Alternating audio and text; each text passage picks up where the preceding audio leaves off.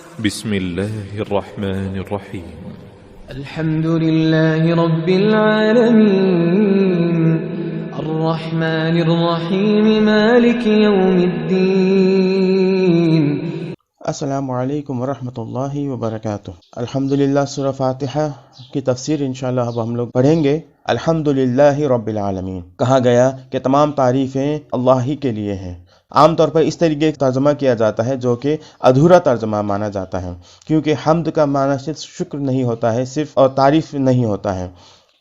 جو کہتے ہیں کہ صرف تمام تعریفیں اللہ کے لیے ہیں تو وہ بھی آدھا ہے، اور جو یہ کہتے ہیں کہ تمام شکر اللہ کے لیے ہے تو وہ بھی آدھا ہے. حمد کا مطلب دونوں ہوتا ہے، یعنی کہ شکر بھی اور تعریف بھی، اللہ کا گریٹیٹیوڈ بھی اور اللہ تعالیٰ کا پریز بھی. اور خاص طور پر اللہ تعالیٰ نے اس کو ناؤن رکھا ہے، یعنی کہ اسم رکھا ہے. ہم ناؤن ہے اس لیے اس کا معنی پرماننٹ مانا جائے گا، کیونکہ عربک گرامر کے اندر ناؤن کے اندر پرماننٹ معنی مانا جاتا ہے. اور جب ورب استعمال ہوتا ہے، جیسے کہ اللہ کی تعریف کی جاتی ہے، اللہ کا حمد بیان کیا جاتا ہے، اگر ایسا کہا جاتا تو وہاں پر وقت کے ساتھ یا کرنے والے کے ساتھ جو ہے وہ مخصوص ہو جاتا. مگر اللہ تعالیٰ نے بالکل وہ خاص نہیں کیا، یعنی کہ کرنے والے کے ساتھ اس کو نہیں جوڑ دیا بلکہ اس کو کھلا رکھا ہے. اسی یہ بات سمجھ میں آ جاتی ہے کہ اللہ تعالیٰ بذات خود تعریف اور شکر کا لائق ہے. کوئی اس کی تعریف کرے یا نہ کرے، کوئی اس کا شکر ادا کرے یا نہ کرے، اللہ تعالیٰ بذات خود تعریف اور شکر کا حقدار ہے اور لائق ہے.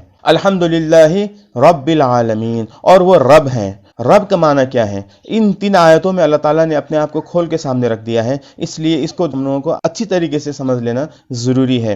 حمد کا اصل حقدار اگر اللہ ہے تو وہ اللہ کون ہے؟ وہ کون ذات ہے جس کو ہم اللہ کہتے ہیں؟ تو اس ذات کے لیے اللہ تعالیٰ نے یہاں لفظ استعمال کیا ہے رب. اس سے یہ بات سمجھ میں آتی ہے کہ اللہ کے بعد سب سے بہترین جو نام اللہ کے لیے مانا جاتا ہے وہ رب ہے.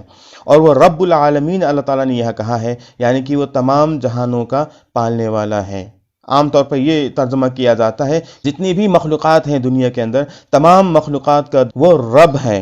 بہتر ہوگا کہ ہم لوگ اس کو رب ہی استعمال کریں، کیونکہ اس کو ایک لفظ میں، دوسرے الفاظ میں، دوسری زبان میں، دوسری لینگویج میں اس کو ادا نہیں کیا جا سکتا، اس کا معنی نہیں بتایا جا سکتا ہے. پہلا معنی رب کا ہوتا ہے مالک، دوسرا معنی ہوتا ہے جو انچارج ہے، اور تیسرا اس کا معنی نکلتا ہے جو ریکھ دیکھ کرتا ہے اپنے مخلوقات کا، وہ رب ہے. اور اس کا چوتھا معنی نکلتا ہے جو اپنی مخلوقات کو بن مانگے دیتا ہے، المنعم، دینے والا. ہم مانگے تو بھی دیتا ہے، بن مانگے بھی اللہ تعالیٰ دیتا ہے. اللہ تعالیٰ نے کیا ہمیں ہماری زندگی ہم نے مانگنے سے دی تھی؟ کہ اللہ تعالیٰ نے ہمیں مسلمان ہم نے مانگنے سے بنایا تھا؟ کہ اللہ تعالیٰ نے ہمیں سانسیں جو دے رکھی ہیں، ہوائیں جو دے رکھی ہیں سانس لینے کے لیے، کیا ہم نے مانگنے سے دیا تھا؟ نہیں. تو اللہ تعالیٰ نے جو ہم لوگوں کے ساتھ معاملہ کیا ہے، ہم لوگوں کو جو زندہ رکھ چھوڑا ہے، تو اس کا مطلب یہ ہے کہ اللہ تعالیٰ نے ہمیں بن مانگے یہ ساری چیزیں دی ہیں. تو اس سے یہ ہم لوگوں کو سمجھنا چاہیے کہ اللہ تعالیٰ منعم ہے، اللہ تعالیٰ ہمیں دینے والا ہے. تو ہمیں اللہ تعالیٰ ہم پر انعام برساتا ہے، وہ بھی بن مانگے.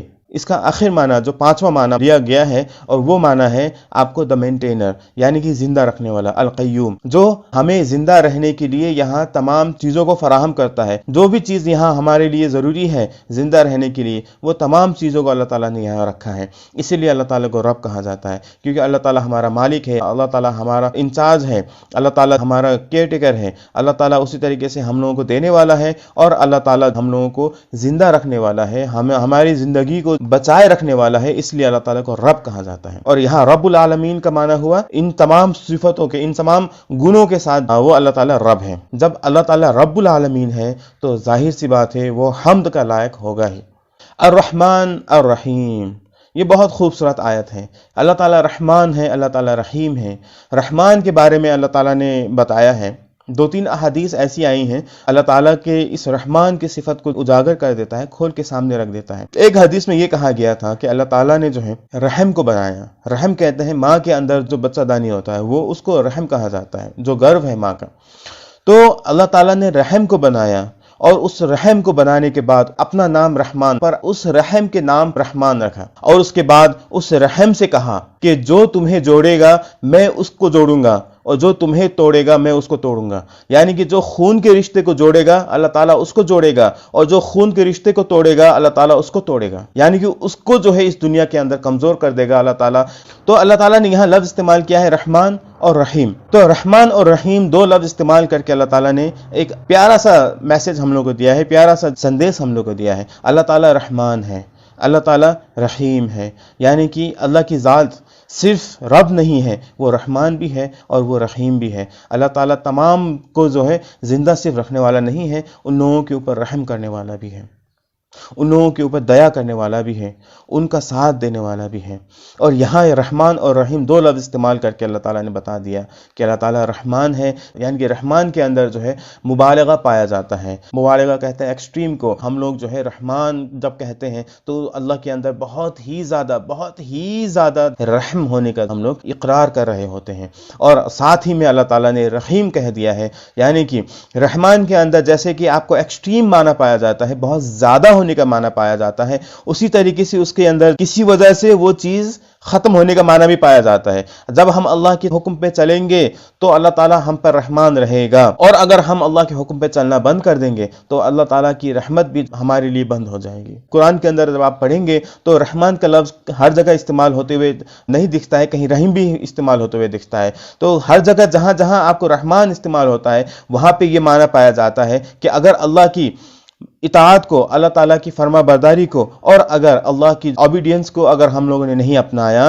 تو اللہ تعالیٰ کی رحمت کا دروازہ بھی ہمارے لیے بند ہو جائے گا۔ تو یہ ایک قسم کا وارننگ بھی ہے کہ اگر تم میرے کہنے پر نہیں چلے تو تمہارے اوپر جو میری رحمت ہے وہ ختم ہو جائے گی۔ اور یہ جو رحمان ہونا ہے، یہ رحمان ہونا اللہ تعالیٰ مسلمان اور غیر مسلم تمام کے لیے ہے، کیونکہ اللہ تعالیٰ نے ہر وہ چیز جو مسلمان کے لیے ضروری ہے وہ غیر مسلم کے لیے بھی ضروری ہے، اور اللہ نے عطا کر رکھا ہے، اللہ نے دے رکھا ہے، اور جو غیر مسلم ہے اس کو بھی اللہ تعالیٰ نے زندہ رکھ چھوڑا ہے۔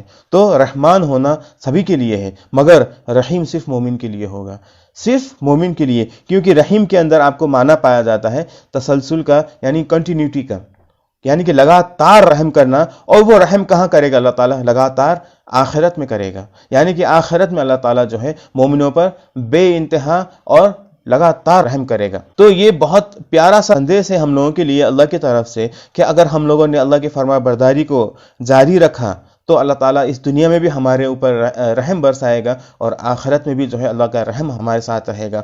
اور جنت جانے کے لیے اللہ کی رحمت کی بہت ضرورت ہے۔ اگر اللہ تعالیٰ کی رحمت نہیں ہوئی تو ہم لوگ جنت نہیں جا پائیں گے۔ اس لیے کبھی بھی ہم لوگوں کی یہ کوشش نہ ہو کہ ہم لوگ اللہ کی نافرمانی کریں اور اللہ کی رحمت ہمارے اوپر سے ہٹ جائے اور پھر ہم لوگ جہنم میں جا گریں۔ اللہ تعالیٰ ہمیں ایسے حالت سے بچائے۔ اگلی آیت ہے مالکی یوم الدین، یعنی کہ یہ اگلی بات ہے جو اللہ تعالیٰ اپنے بارے میں بتا رہا ہے، یعنی کہ اللہ تعالیٰ مالک ہے۔ اور دوسرا لفظ ہوتا ہے، کیونکہ یہ اس طریقے سے لکھا گیا ہے، میم لام کاف کے ساتھ لکھا گیا ہے مالک، تو وہ اس طریقے سے لکھا گیا ہے کہ اس کو مالک بھی پڑھ سکتے ہیں اور اس کو ملک بھی پڑھ سکتے ہیں۔